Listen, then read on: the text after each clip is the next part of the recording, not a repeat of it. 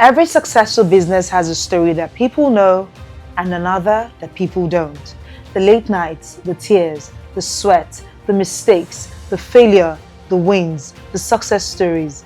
To uncover all of these decisions, challenges, and breakthroughs that actually drive growth, Ecobank Nigeria presents to you Scaling Up. We're bringing together founders, creators, and industry leaders to have honest conversations about what it really takes to build, grow, and scale. No fluff, no filters, just practical stories and insights that you can actually use. So get ready to learn, be inspired, and hear the stories and journeys behind these brands. Scaling Up, powered by Ecobank.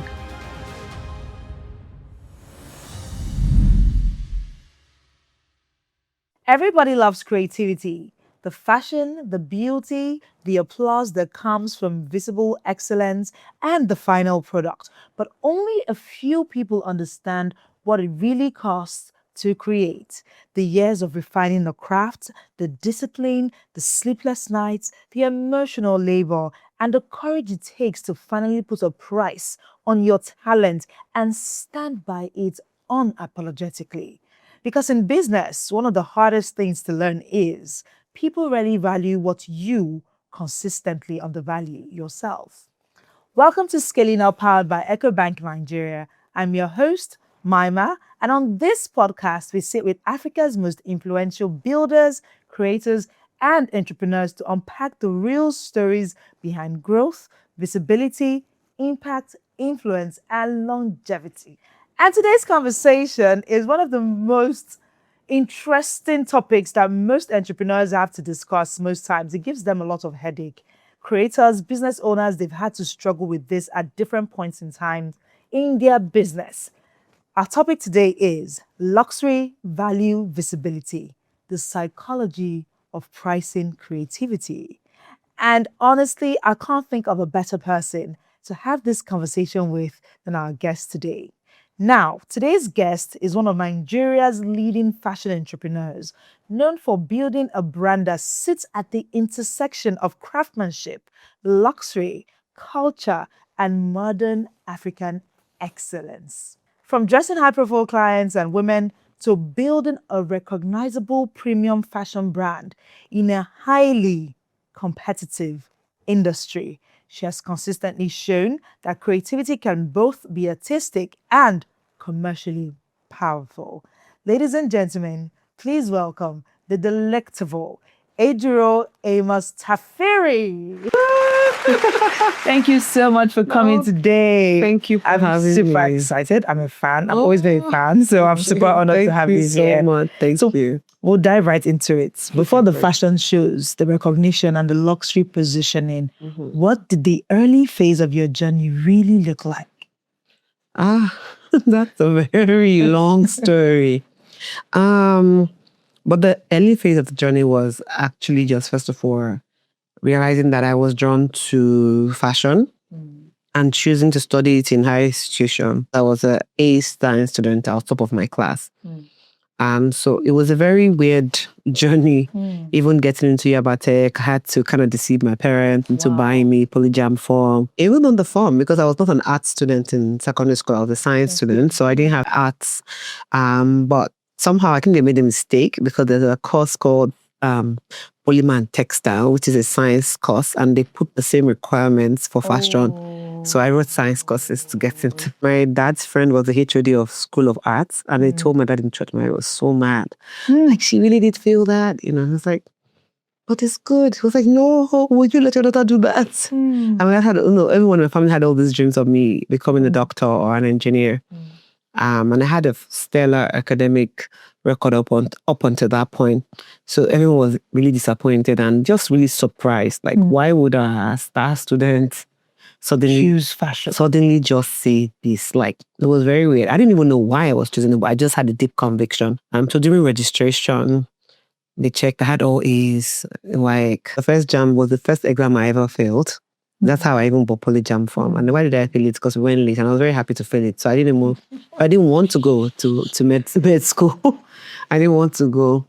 So anyway, that was a very weird day. And at the end of the day, when we're doing the final registration, because every time you just, oh my goodness, like we don't get kind of students here. So nobody really checked if I had arts. So the final registrar goes through my WAEC and like, why are you here? You're not an art student. You cannot get into an art school. She was the first person to look at the results, spotted and like, you didn't do arts. What are you looking for here? I'm sorry, I cannot register you. I had when I paid school fees, I've done everything. Now the final. I'm sure we just hit the sigh of relief, like, thank God. And I just did the same, but a different kind of sigh. I just looked up to the sky and I'm like, it will be done. I mean, I've done everything up on this point. And then one day, somebody came to my house early in the morning. Back then, we didn't have cell phones, right? So early in the morning, a young lady came and I was doing chores, I was sweeping, and she said, I'm looking for Ejiro Tafiri. I'm like, yeah, that's me. She said, I'm from Yaba Tech. They sent me to come tell you to come resume because I live nearby.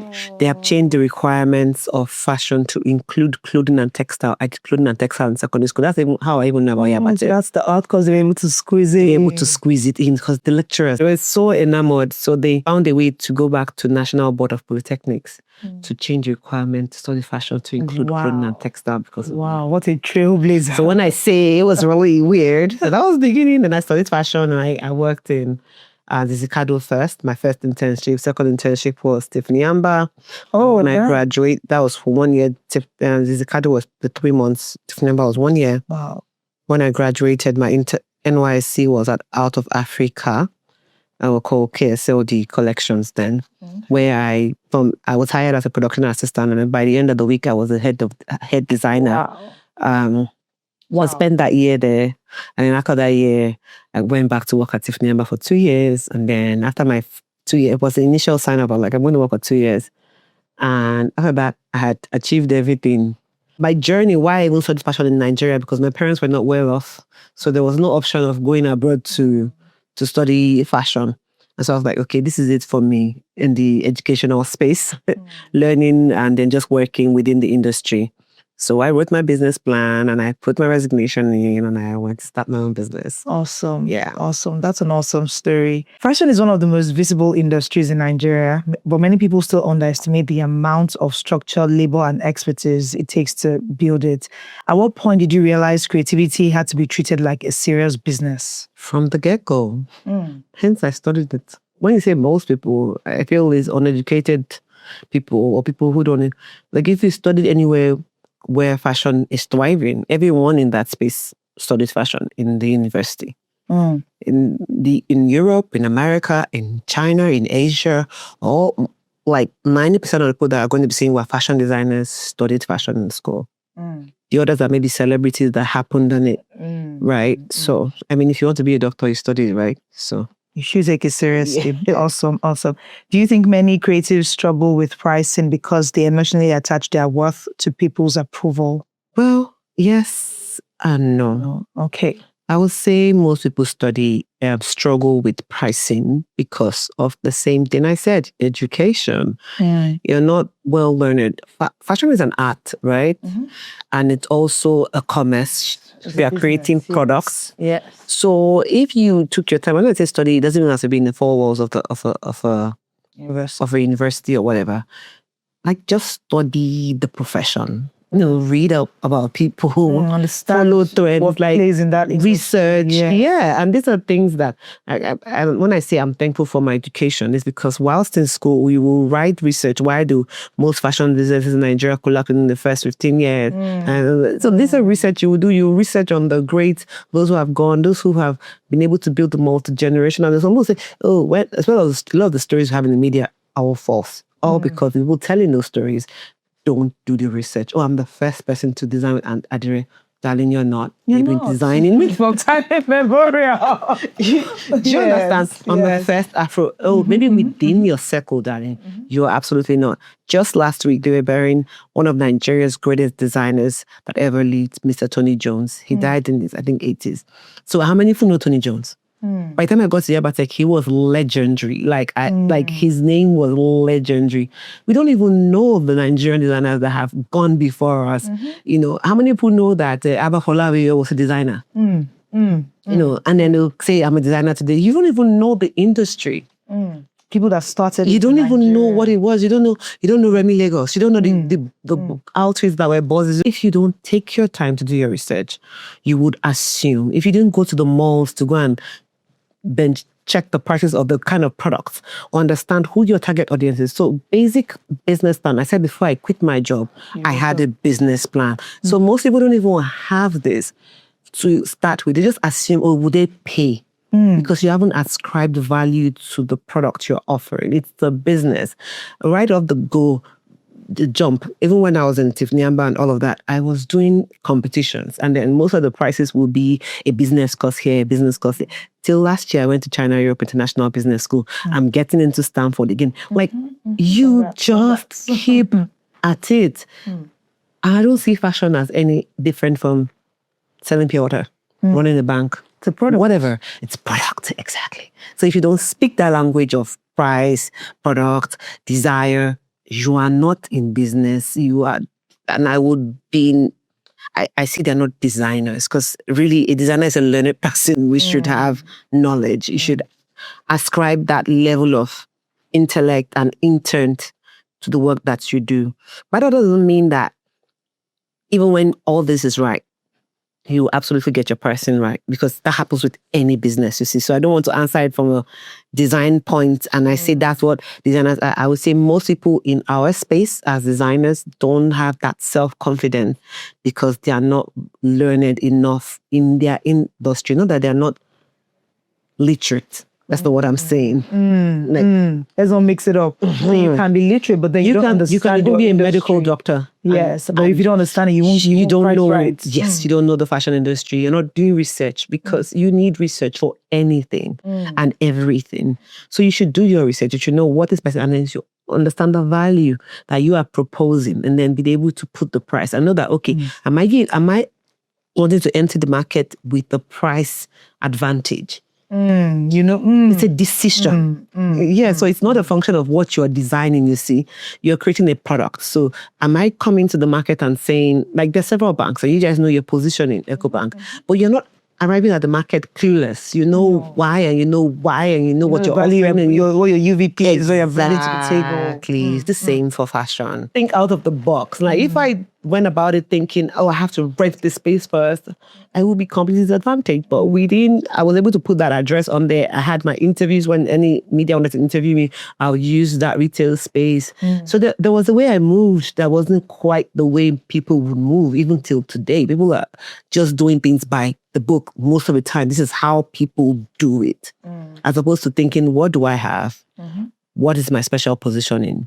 So you dressing celebrities, was it like you reaching out to them to say, oh, I'm able to style you, or it was both? The way I came out, like I said, within a month of going to market, like my first pop-up, the way I arrived at the pop-up, the way I set up at the pop-up, it was, I think it was also me.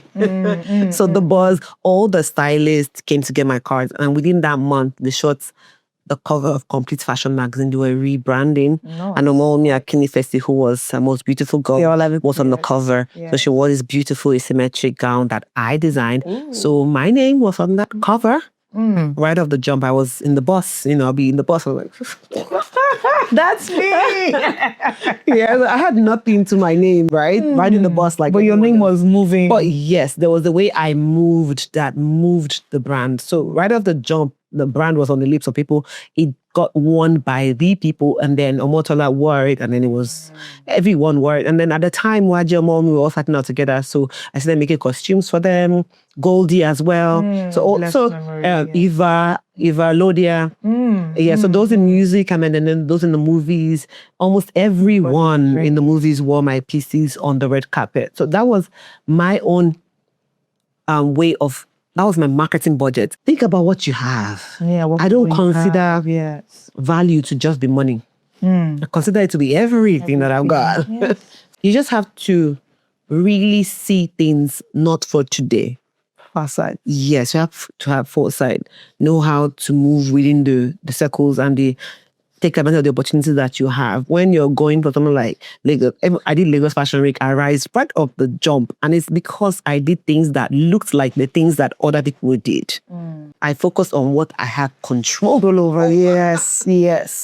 So I put the work first, and the work goes and does the rest. So all the shows abroad never paid for any. All the shows in Nigeria never paid for any, because I decided that, you know what, I'm going to be so valuable that I will not be ignored. I will always be invited and I will get a free pass. So the work was not in looking for the money. The work was in doing the work and making the work space. And that was what was important to me. Were there literal mistakes that you made that you were able to pin? And I'm sure a lot of entrepreneurs will want to hear that from you. Yes, you're amazing. You had your plan. You had your strategy. You're able to leverage on relationships and things like that. However, were there mistakes that you made when you started out, and even right where you are right now? Yes, are there mistakes that Ejiro, I could have done this a little bit. I should have done this, done that. So I think when you think about life and you think about, there were personal mistakes maybe, but I think I have lived, breathed, thought my brand for so long, or my career, because when I chose it, I knew it was going to be hard. When we say mistakes, I don't know that I've made mistakes in that sense, but have I made mistakes in my personal life that have gone on to affect my business? I could say yes, right? And that would be maybe trying to live a life that other people live. What do I mean by that? Not even the general things, because I overthink things maybe. So by the time I'm doing things, it has gone through it has been processed. So before you say Ejiro made a mistake, maybe it's picking up at a meeting before you become wise. Picking at the elders' table because you've been given a seat and you suppose that you are wise enough to handle those things the way I went about it at the time. And then did I get the backlash of that? Yes. And not in obvious things, because I was very good at my job. I've always been good at my job. It's not really a mistake. It's that maybe you miscalculated certain things, and then so we were like, we're going to show you. So have I been showed, or have people tried to show me in this industry? Yeah. They've been showing me from day one. And you came out strong. but the God that I serve, yes, and bigger than knowing of anything. myself, you know. And I know that the only reason why I'm important to them enough for them to put in the effort to even, Because you have is because something there's to offer, value. yeah. So it's in protecting that. And so you now mature to places that, you know, protect your peace. Don't really show. You can really show up the blessings of God, but what is the other showing off for? So it's just those things. But I'm trying to think. Mistake in business. Would I call it mistake? It's just growing pains that you learn from. Okay. Maybe like things like relying them, not being sure that you can do without certain stuff. So it's not a mistake. It's just things you will grow out of. The people that you picked from, they didn't know anything. You just put state on match. I have to always train my staff. And then they get poached, and then you feel like the world's going to end. But then, like I said, I didn't make a mistake. I stayed through it. Have I gone through tough times? You know, that question you ask me. Have you gone through? I've gone through tough times. Like I had no tailor. I was heavily pregnant, and it was a whole mess. From somebody coming to pack all the clothes in my Ikoyi shop and holding them for 72 hours, to having no tailors, and Fashion Week was approaching, and I was heavily pregnant. And everything worked out just because I kept praying and I kept showing up. It's only when God says, this is it, don't do it again, do something else, then I'm leaving. But that somebody is going to push me out of this thing, you know, frustrate me enough to make me leave? No. So on the outside, the business has always looked good. But have I gone through personal struggles? Yes, with staffing. And I think it's very common to our industry here, especially in Nigeria. Because first of all, I came in at a time where most of the people in the industry were people that were wealthy. They had the social background. Or it was like the preserve of the elite. And so first of all, I was the first outlier who came in that big and that bold, like with audacity that I'm going to do the same things that you do. And then by the time I have my shop, it was in Ikoyi. Like, who are you? Like, who are you? What gave you that audacity that you would do this Ikotu girl? Well, that audacity still works. The shop is still there. Awesome. And it's really inspirational. It gives the underdog that, it inspires the underdogs to understand that your background doesn't necessarily have to determine how far you can go. It doesn't determine There's space nothing. for you. You can break into any space. Your background determines nothing. The only thing that determines where you go is it's your mind, your self-belief, and what you're willing to sacrifice. What do affluent clients actually pay for? The fabric, the craftsmanship, the experience, the status, or the quality attached to the brand? They pay for everything. They pay for everything. So it depends on what you're selling. So that question is too generalized. Like, you pick different unique selling points of different people and put it all together. So some people may offer all. And did I ever try to offer all? Yes. But did I also change? At some point. Yes. Oh, my energy is not that. My energy is provide the products that they are desiring before they know they're desiring it. So I don't need to attend to them. I've set up the systems. I design the products. I create the whole experience. And they come. And they choose. So I prepare the food they can eat. People pay for value. I don't know if it's affluent. Everybody pays for value. True. Everyone pays for value. When your daily operations feel stuck in the 90s, you know you are not scaling. Founders don't need counters, slips, or delays. They need speed, structure, and visibility. That's why we built Ecobank Business, designed for SMEs and startups that don't have time for friction. Track every inflow and outflow in real time. Manage invoices and pay bills from one dashboard. No more switching banks or juggling apps, just seamless control.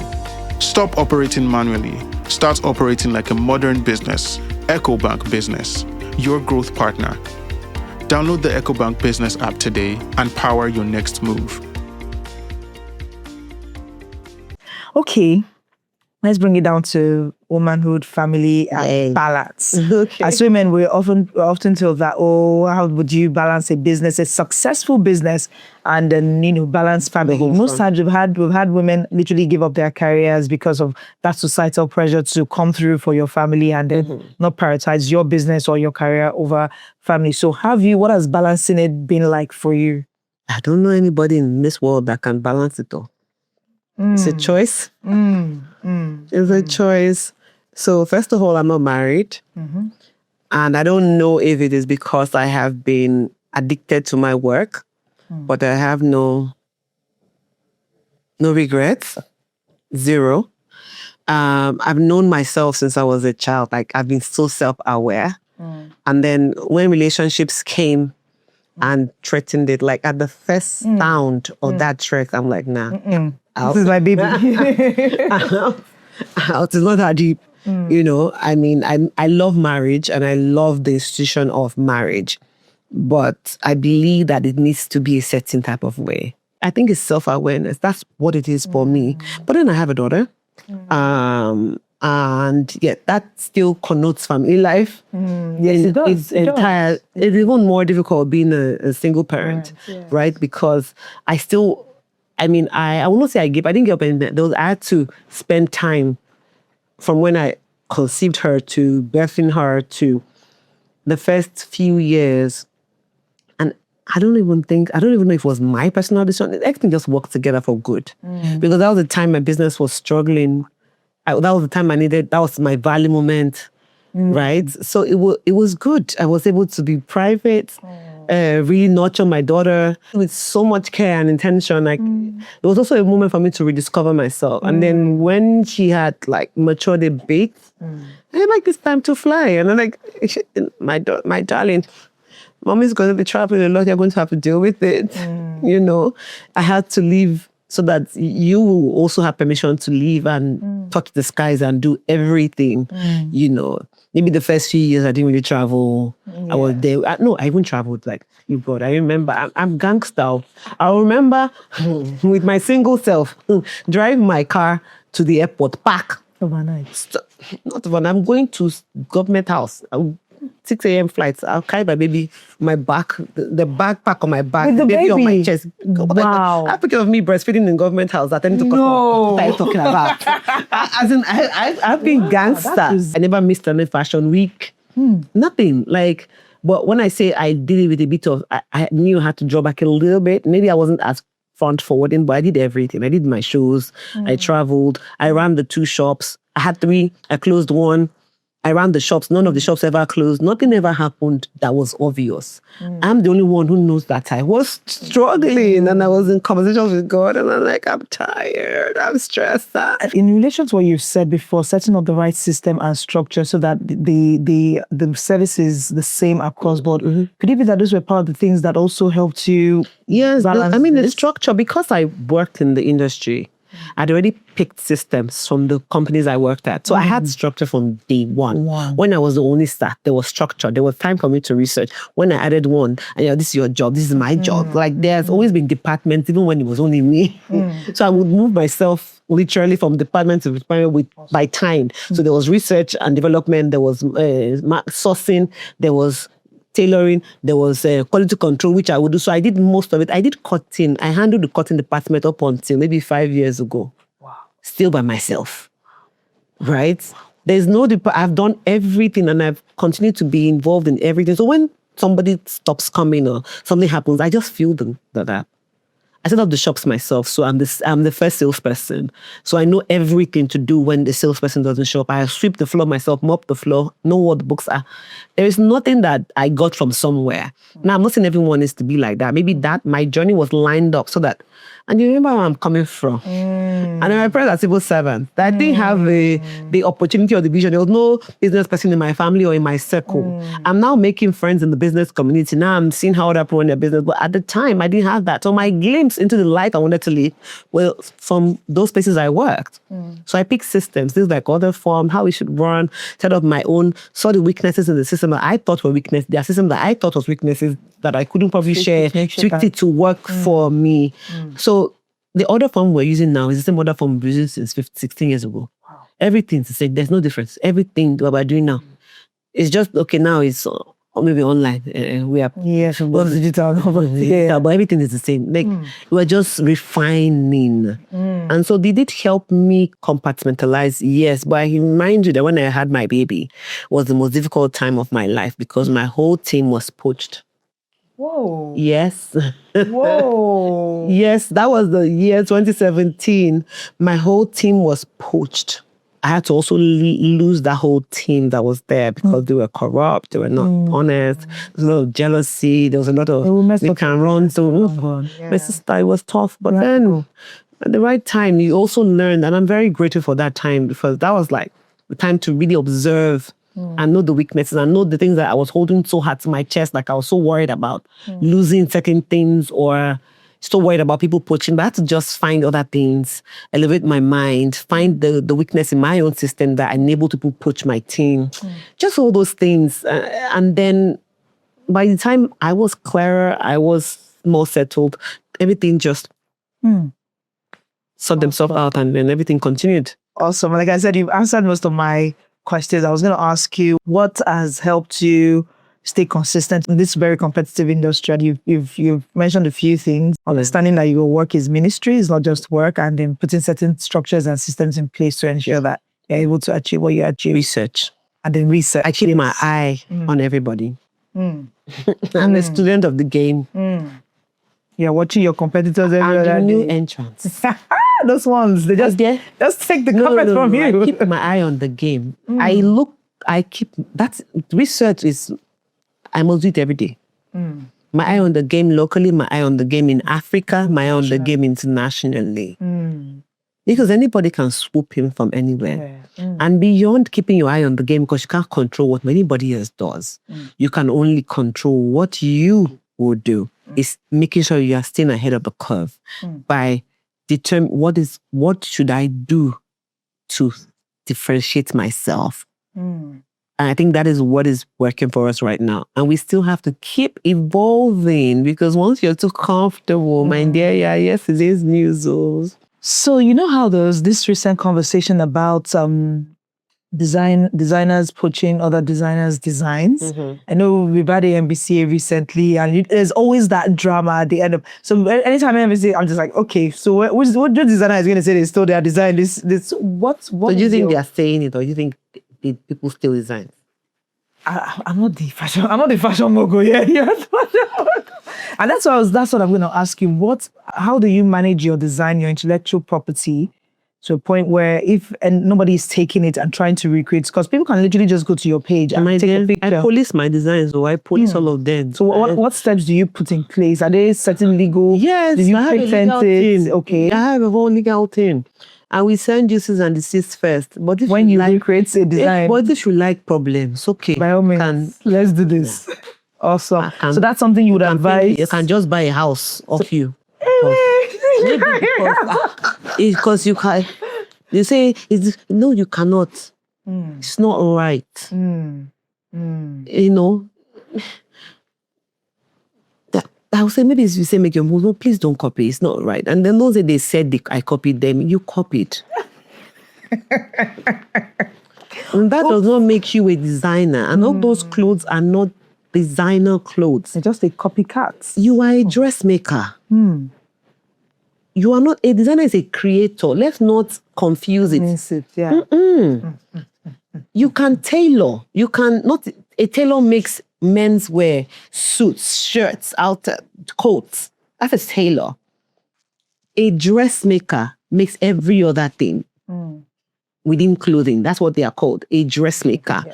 Then if you are a machinist, like all you do is join, if you're working in the factory setting, then you have people that are cutters, pattern drafters, yada, yada, yada. But if you are a designer, that means you are schooled.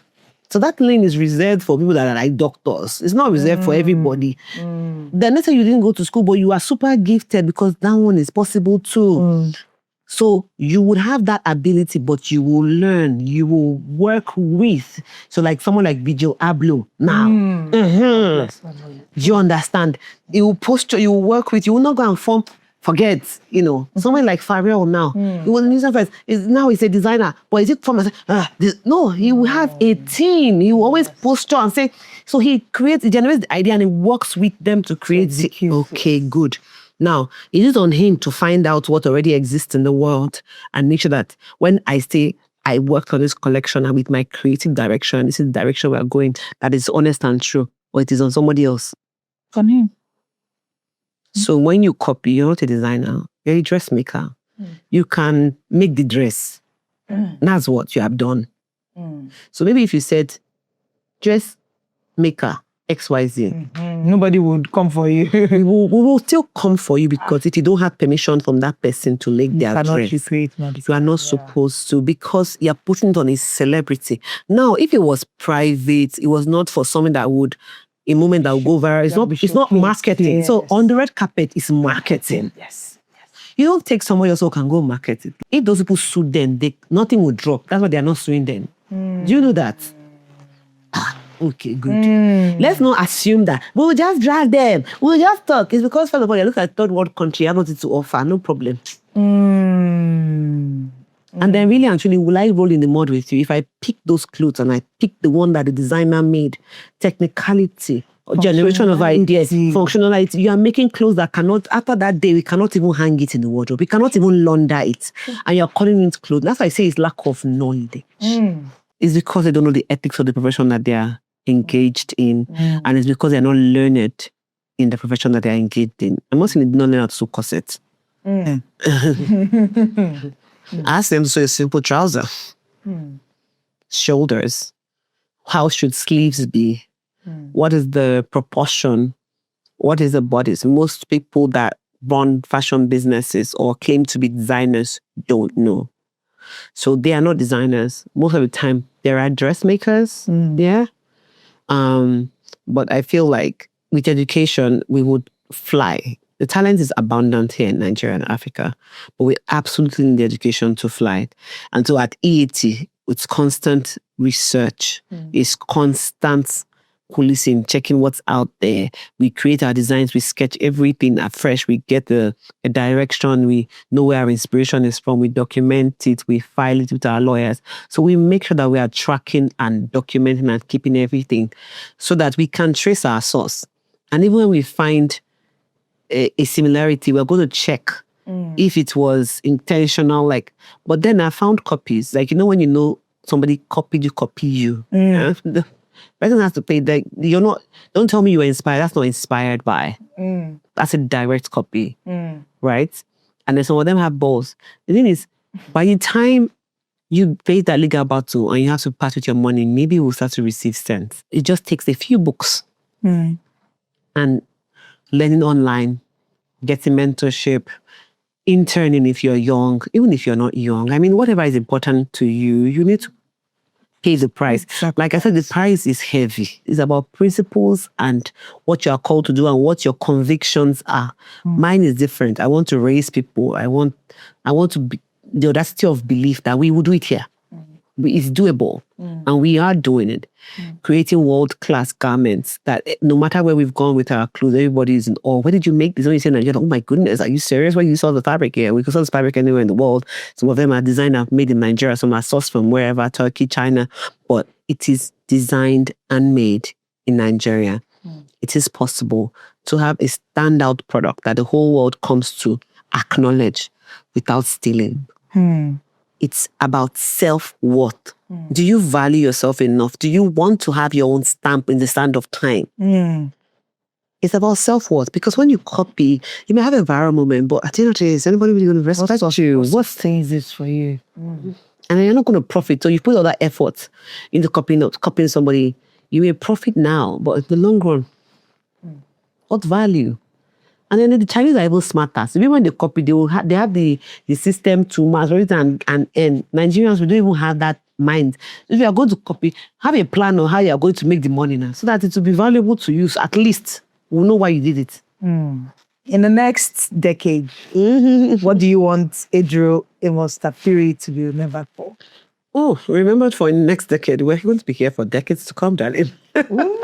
Centuries to come.